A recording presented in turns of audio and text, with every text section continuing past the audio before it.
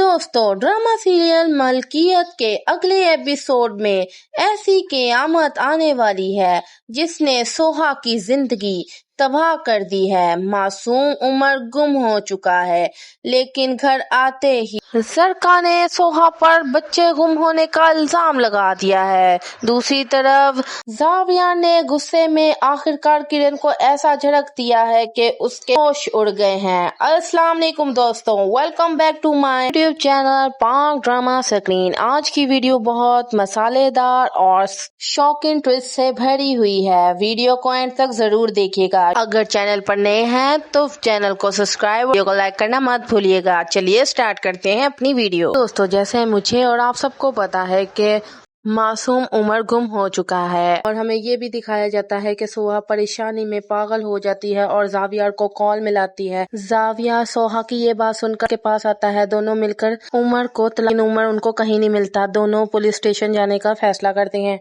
लेकिन दोस्तों, असली ट्विस्ट तो तब आता है जब जरका वापस आ जाती है दुबई से। जकिया बहन से पूछती है कि मेरा बेटा उमर किधर है, जिस पर जकिया बहन जवाब देती है कि सोहा उसको आइसक्रीम खिलाने लेके गई क्योंकि आज उमर की बर्थडे है।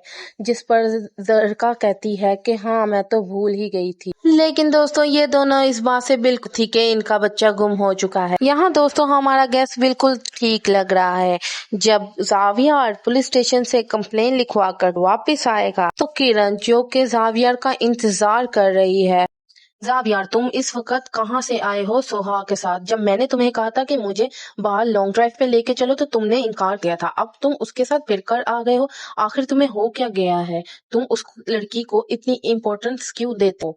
क्या मैं तुम्हें नजर नहीं आती? ऐसा क्या है उसमें जो उस मुझ में नहीं है?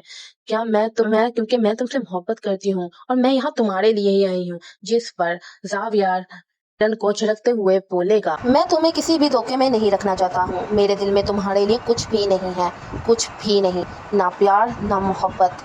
तुम यहाँ रहो या ना रहो, तुम्हारी मर्जी है, मगर जो तुम चाहती हो वो भी नहीं हो सकता। समझ आई? वाह भाई वाह, जाविया ने तो किरण का साफ साफ दिल तोड़ दिया है। अब आते हैं प्रोमो के सबसे बड़े ट्विस्ट पर। जब सोहा घर वापस आती है तो जरका और जकिया दोनों पूछती हैं कि उमर कहाँ है, जिस पर सोहा रोते हुए उनको बताती है कि उमर गुम हो चुका है। जिस पर जकिया दोनों शॉक में चली जाती हैं और जरका कहती है कि जानबूझकर मेरे बच्चे को गुमा दिया है। और हमें इस सीन में ये भी दिखाया जाता है कि जरका अपनी अम्मी और सोहा को धमकी लगा रही है कि अगर उसका बच्चा ना मिला तो वो किसी को नहीं छोड़ेगी, कुछ भी हुआ तो वो इनको कहीं का नहीं छोड़ेगी। और जरका शायद ये भी साथ में कहती है कि वो तुम्हारा बच्चा नहीं था, इसलिए तुमने उसको गुमा दिया, तुम्हें उससे प्यार ही नहीं था, सब ऊपर से ड्रामे करती रहती थी।